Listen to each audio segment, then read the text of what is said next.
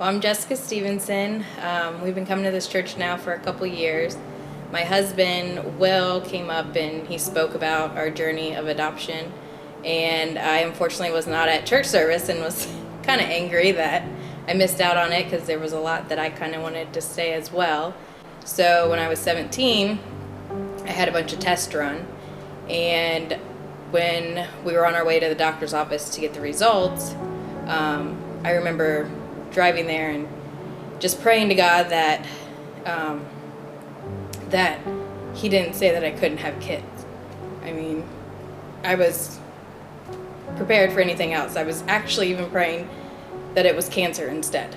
I mean, I felt I could fight cancer, but tell me I can't have kids and I couldn't handle it. But of course we got there and we got the news that I didn't want. It's called premature ovarian failure.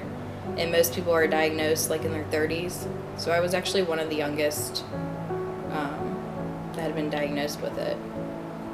And they told us that I probably had maybe a 3% chance of ever having biological children. And I remember sitting there, I didn't cry, and kind of took it all in. And I was angry, but I kind of felt at peace with it because we finally knew what was going on. And then that night I prayed about it, and I just prayed that I could have understanding. I could, there had to have been a reason why this was happening to someone who wanted kids their entire life. And I remember waking up the next morning and saying, well, I'm gonna adopt. So I never really dated. I felt like it wasn't fair to any guy to be with them, to have them, love me and then me not be able to give them a child. So I never really dated, but then I met Will, and he kind of changed everything, because there for a while I felt kind of broken. I felt like I wasn't worth, being with anybody who could love someone who, couldn't give them children, and it wouldn't be fair to them. But I think it was, we were together maybe a couple weeks, and I finally told him, I just want to let you know, I can't have children. And he was 19 at the time, and I think he looked at me and I think he said something along the lines, well, that's like, I don't really want kids. I was like, well, all right, this kind of works out. But, we were together for a few years, and we started talking about the future and wanting to have kids, and he never once made me feel broken. He never once made me feel like there was something wrong with me. He never once made me feel like he was missing out on not having a child of his own. He was always very supportive and loving, and I always felt sure that I was going to be a mom when I was with him. I never doubted that he would make that happen for me. We were in a relationship for a couple years when we started seriously talking about, what we would do to have a family. And, I told him, I just felt like I was always called to adopt. And, I said, we could look at IVF and we could look at doing all of that, but we both kind of talked about it and felt that, if there are children already out there who need a home, we want to be that home. I think it was after we got married. It was probably just right after the honeymoon. I was like, all right, well, let's start looking at adoption agencies. Like, I'll look up some. Let's, get this rolling. I've waited 7 years. Yep. And you kind of were like, well, let's just slow down. Let's get financial stability and everything. But I was ready to go. But, I trusted him was the big thing. I knew that he was going to make me a mom, and I knew it was going to happen. And so I trusted him fully that, that when the time was right, the time was going to be right. And he was right. And I remember when we were going through marriage counseling with Steve, he asked, so how are you guys going to have kids? And I said, I'll do whatever she wants. We'll find a way. It's just a matter of figuring it out. So I remember that, though. Yeah, and then I think it was 2 years into our marriage, maybe. I talked him into finally going to an adoption agency, and we sat down with them and listened to their whole spiel about everything, and the class ended, and I was like, all right, I'm going to turn the paperwork in. And he was like, no, let's think about this. And then he told me, you know, let me do some research, let me look at some things, and then, you know, we'll decide what we want to do. Yeah, he looked into the foster care, and he, you know, brought it to me and said, what do you think about doing foster to adopt? And I remember thinking, yeah, I mean, that sounds great, but I don't know if my heart could handle a child going back after loving them for so long. Like, how, you know, especially somebody like me who wants to be a mom so bad. I know foster care is meant to, you know, have children go back to their parents and or grandparents, but I just don't know if I'm capable of doing that. And then we were kind of towards the end of our paperwork with the foster system. And, you know, and I just found myself really praying to God, like, you know, is this the right path? You know, I trust my husband fully, but, you know, is this the plan you have for us? And sure enough, he gave us a sign. We just had Chinese. We were filling out the rest of our paperwork, finishing it up. And I looked at him and I said, well, hold on, let's open up our fortune cookies. I want to see what they say. And it's funny because they both were like spot on. I opened mine up first, and mine was, a happy event will take place shortly in your home. And I was just like, oh my gosh, can you believe that says that? I said, what does yours say? And so he opened his up, and then yours said, what does it say? Yours said, go above and beyond your duty, you will benefit from it. And so I kept those fortune cookies, and I put them in a frame, and I put them in our nursery so that I could always look at it. And when things got hard or things were difficult, that I could always look at it and know this is where we're meant to be. This is, you know, the path we're supposed to be taking. And we were right. Yeah, one thing that I think back on is, and I forget who was saying this, if it was Pastor Steve or if it was someone else, but it was, I forget who was saying it, but they said, figure out who you're like that's in the Bible. Like, figure out who your Bible character is. And I remember, I think we even talked about it. I don't know that I ever told you this in like full depth, but I did a bunch of research and started looking online, and ultimately mine was Moses. And like, I'm not comparing myself to Moses at all, but ultimately that's who it came up as. And through this journey, I feel like it's been very similar. There have been times when I've questioned God about this and said, is this the right thing to do? Are we on the right path? Are you sure it's us? Are you sure we're supposed to do this? And ultimately, it's led us to where we are today. So I constantly think back to that, though. We got our foster license in October of 2017. Literally, I hung up the phone, and not even 30 minutes later, I got a call. They had a 5-year-old that needed a home. And we thought about it, and there were just some circumstances that we couldn't. And then it was about a month later, we got another call for a sibling group of 3, and we were like, ooh, 3 kids. I don't know if we could do 3 kids. And unfortunately, we had to say no again. But then I remember it was December 13th, I was at work, and I get a call. And it's the social worker, and she's like, we have a newborn baby girl, and she needs a home. And I was like, that is it. I was like, there was no doubt in my mind. I was like, this is the call we have been waiting for years. This is it. And I hung up the phone, and I called him right away, and I was like, they need an answer, and we're saying yes. Like, I need to call them back now. Like, you just need to accept we're saying yes. And he was like, well, yeah, I mean, he says, this sounds pretty great, you know, a newborn. We wanted a newborn and a baby girl. So, yeah, so we hung up the phone, we told him yes, and, you know, then we got rights to be able to visit her in the hospital. And I remember that day driving up in December, I think it was like December 15th, we went up. And I remember, you know, we got there, we, you know, scrubbed, and because she was in the NICU, and washed up and put the gown on. And I remember going in and scanning the nursery and wondering which baby's mine. Like, I remember on the way up to the hospital, I told Jess, I was like, don't get too attached. You cannot walk in and get attached right away because we don't know what's going to happen. This could be a temporary week-long thing or a month or a year or who knows.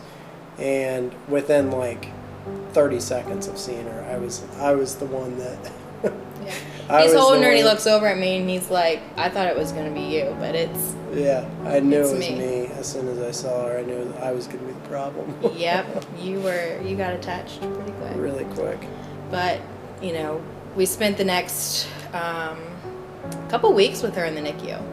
You know, when, you know, she was real tiny. She was only 5 pounds, 7 ounces? 4 pounds, 7 4 pounds, 7 ounces, yeah. She was tiny. She was a tiny little thing. So she had to spend a couple weeks in the NICU. And, you know, I remember you fell in love immediately. I mean, it was instant. Mm-hmm. And so when we were taking her home, the social worker, she comes up and she says, I don't know if I want to tell you this, but the parents actually want to sign over their rights. They want her to be adopted.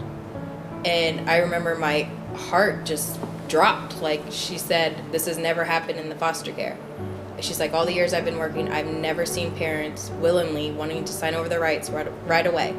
She goes, you know, this is just amazing. And I was just thinking, no, this is God. Like, this, he put me here in this plan. He knew I wanted a baby girl, and he's delivered. Like, they want to sign over their rights.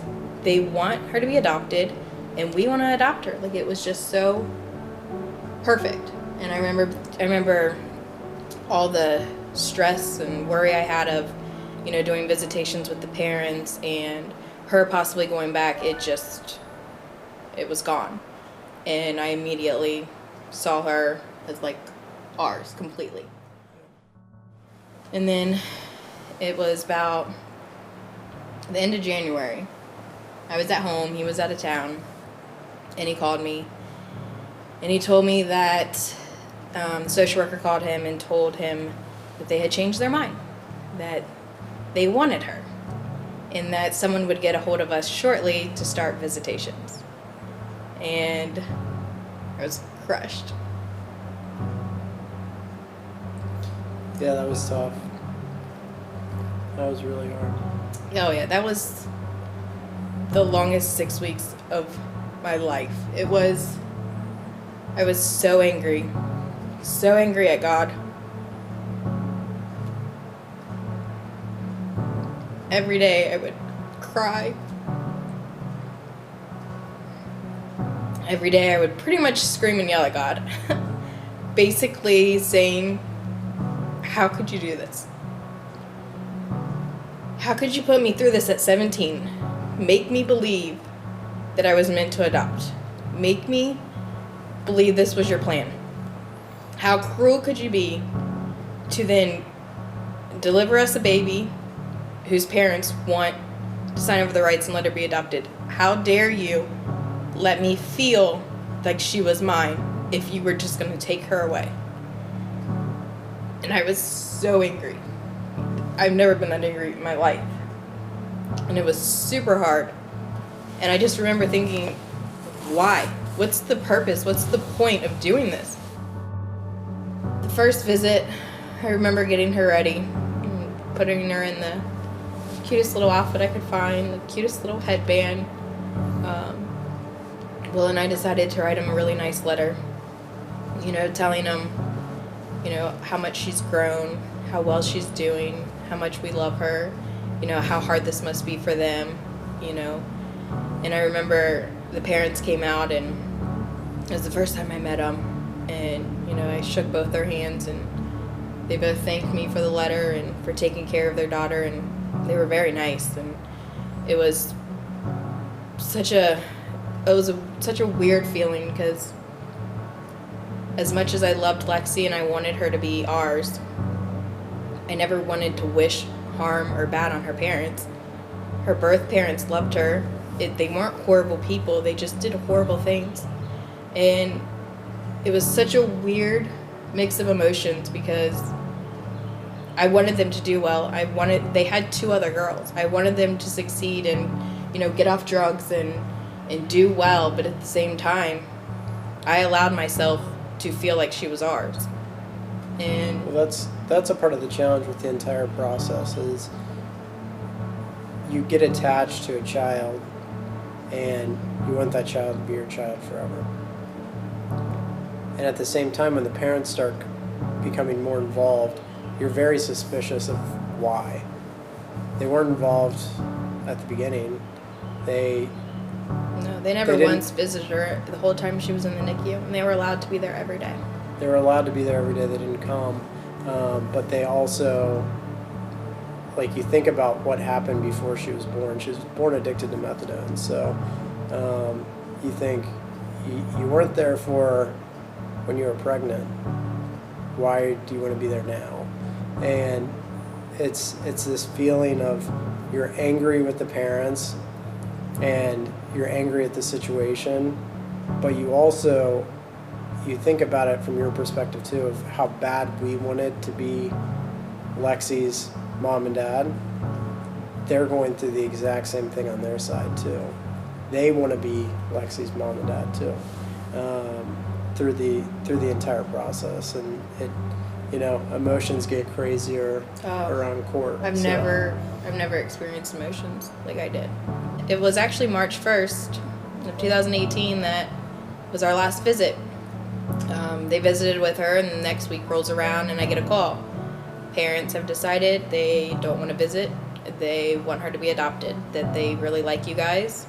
And I think, what they needed was to see that she was okay, to see that she was with people who loved her.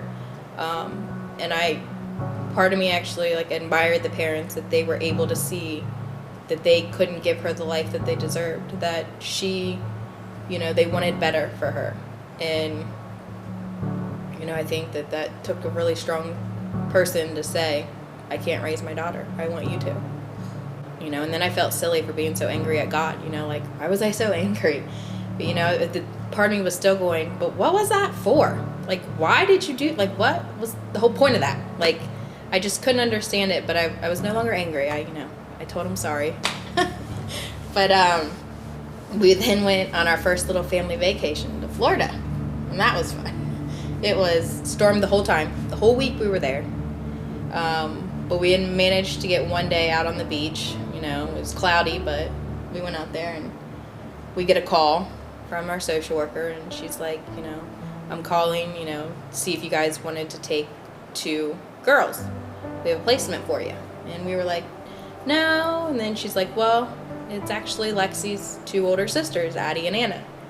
And then we were like, oh, well, yeah, let us, kind of think about it, and, we'll get back to you. And after we got the call, when we decided, yes, we're going to do this, Will calls his brother to tell his brother, hey, we're going to, take on Lexi's 2 older sisters. And before he could even tell him, he gets on the phone, and his brother Ben was like, yeah, I did your landscaping while you guys are out of town. He's like, I bought some sunflowers because I know they're Jess's favorite. He's like, I planted one for her, one for you, one for Lexi, but I got 2 more. Who do you want me to plant them for? And I was like, there's the sign. We're supposed to, this is the plan. We're supposed to have all 3 girls. It's just what meant to be. I was getting excited each day that went by, Lexi, your sisters are coming to live with us, and, it was such a good feeling. And then I remember she pulled up with him, and that vision will never rips your heart out. Leave my mind. I know exactly what you're talking about. They're walking down the sidewalk, and they're walking kind of hunched over behind the carrying social their little work. book bags. Each carrying a book bag full of the stuff that they had. And their blankets from home. They both had a blanket and a couple clothes, and they were scared and terrified. Yeah, they just stood in the doorway for a while, just kind of, that's a lot to ask kids to, to then now live in a home where they didn't know anybody. But the one thing the girls had was they had Lexi, and they were so excited to meet her. We have a picture of when the first day they all met, and all 3 together, and they already have their arms on her and smiling. They just loved her. And I remember it didn't take long of just watching the 3 interact that I knew that they were meant to be together. They used to call us, Him and her. no, girl and him. Oh, yeah. That was our name for a couple weeks. Yeah. Girl and him. And I don't know why, but it didn't take long. They started calling him Dad right away. You know, reaching out. And I think, where were we though? Were we downstairs, I think, the first time they called you Dad? Yeah. And I just remember you kind of looked at me and I kind of looked at you, and we didn't want to, like, you know, like, say anything because we were like, Whoa. did you Where did that heard come that too, from? right? They said Dad. I said, what'd you say? I think it was Addie, and she said, Daddy? Yeah. Yeah. But Yeah, it took them a lot longer to call me Mom, but that's okay. They do know. it still cracks me up. Sometimes I kind of wish they'd go back to him and girl because it was so funny. They'd walk through, where him at? Where's that girl? Yeah. Where'd that girl go? It was about, I think, a month or two in that a light bulb, I was like, that's why you put me through those 6 weeks of hell. Was because you had a bigger plan than what I could have imagined. If Lexi's parents never came in when they did, we might have been so far along in the adoption process that we might not have been able to A, take Addie and Anna, B, maybe they wouldn't have called us because, you know, sometimes when you're in the process of adopting a child, foster care won't let you take on new placements. I mean, there were so many different possibilities that might have happened, but it all clicked. Like, he had to intervene the way he did to slow down the process, to then allow us to then take on all three girls. And it's just kind of what I want people to take from a lot of this is, you might think you know what plan God has for you. I thought I knew at 17. God's plan was I was going to adopt a baby girl, and I was going to live happily ever after. And that's what I saw. But I only saw little bullet points of his plan. I didn't fully see what his plan was. And his plan was 10 times bigger and 10 times more amazing than the plan that I thought that I knew. And when things seem difficult or they're not going the way you thought, I just wish somebody would have told me, be patient, have faith, and, you know, in the end, it's going to be a bigger plan than what you imagined. And it would have saved me a lot of tears, a lot of heartache, a lot of pain if I would have just been patient and had faith.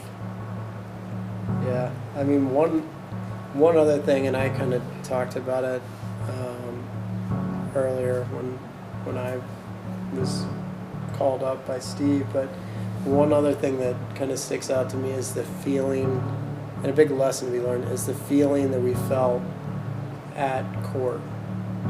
So you walk in and your emotions are just running high. On PC court when we were there for permanent custody. Yeah, so your emotions are running high. Not to mention you're walking into a courtroom where the parents are, the grandparents, everybody that's been involved with this, from the child advocate to the to who else was there? I mean, there were both lawyers and caseworkers and social workers and everyone that you've dealt with. Were there. Everyone that you've dealt with thus far is in the courtroom.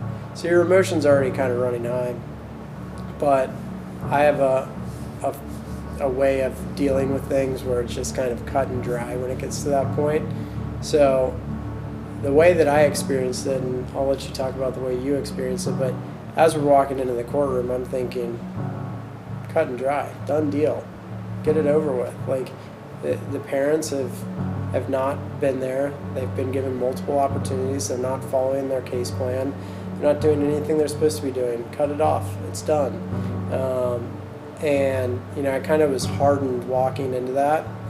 And I think it was about 14 seconds after the biological father that got on the stand that, I mean, I was just a train wreck.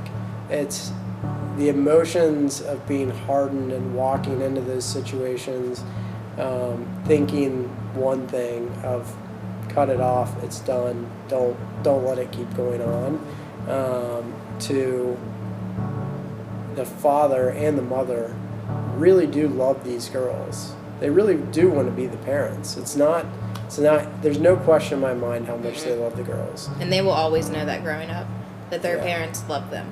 But You know, I don't want them ever to think that they didn't, because they did. the fact of the matter is, they weren't capable of taking care of them. No matter how much they loved the girls, they just couldn't take care of them. So this entire emotional roller coaster that we had gone on for, at that point, a year, about a year, the final roller coaster was that courtroom. I mean, we started here, we went up here, we went all the way down, all the way up, all the way down, all over the place, because you're just watching this and you almost, the weird part about it is you almost start rooting for the parents in the courtroom. You start saying, come on, just say something that isn't a lie, that's true, that shows some sort of sign that you're working towards having it together. But you know, it's just, it's a completely different, it's different than what you would expect. And I think a part of what happened is God kind of softened our hearts as soon as we got in there, because it was something that needed to happen. At that point, I know I was pretty hardened towards the situation, and thinking that they should have no contact and no say. Yeah. Because we knew the girls. We knew how special they were. How could you not fight for them? December 13th, 2017 was when we got the call for Lexi. December 13th, 2018 was when we got the call that permanent custody was granted on all 3 girls and that we were moving forward with adoption. And that's a day, December 13th is now my new favorite day. I love that day. So we were really excited about all of that. And we're now pretty much finished with all the paperwork.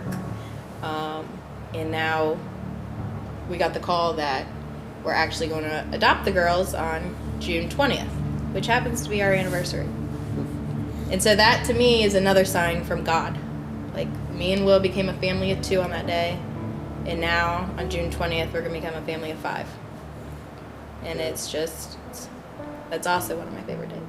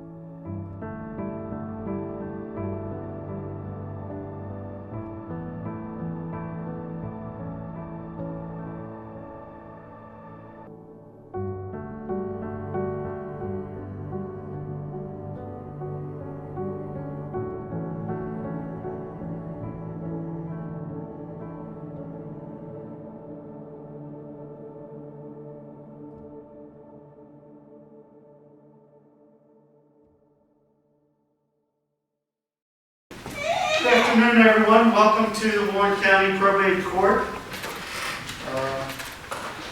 This is one of the times you don't want to go into court. I'm glad I get to preside over this. So, on a pleasant time, at least, that you come to court. My name is Andy Sievers. I'm a magistrate here. Judge Kirby, who normally holds these adoptions, I'm able to have the adoption, so he asked me to sit in for him. So, let's go ahead and get started on the joyous event. Ms. Dunlap, All right. you may proceed. The parents will both testify. Is there any other evidence by anyone that wish to present prior to my decision? No, you're not. All right. Ms. This matter came before the court on the petition of William Stevenson and Jessica Stevenson for the adoption and change of name of the 3 children. Correspondence and notice has been given to all parties. All consents have been filed or have been found not to be required. That the allegations in the petition are true, that the minors have been lawfully placed in the home of the petitioner, that the minors have lived in the home of the petitioners for 6 months as required by law, that a report of the assessor has been filed and is approved, that the adoption is in the best interest of the minors being adopted, and that the accounting is required have been filed, reviewed, and approved, and that the minors are adopted persons. It is therefore ordered that the petition of adoption is granted and the name of the minors be changed as follows: Annabelle Jean Stevenson, Adriana Hazel Stevenson, and last but not least, Alexis Ann Stevenson. Congratulations.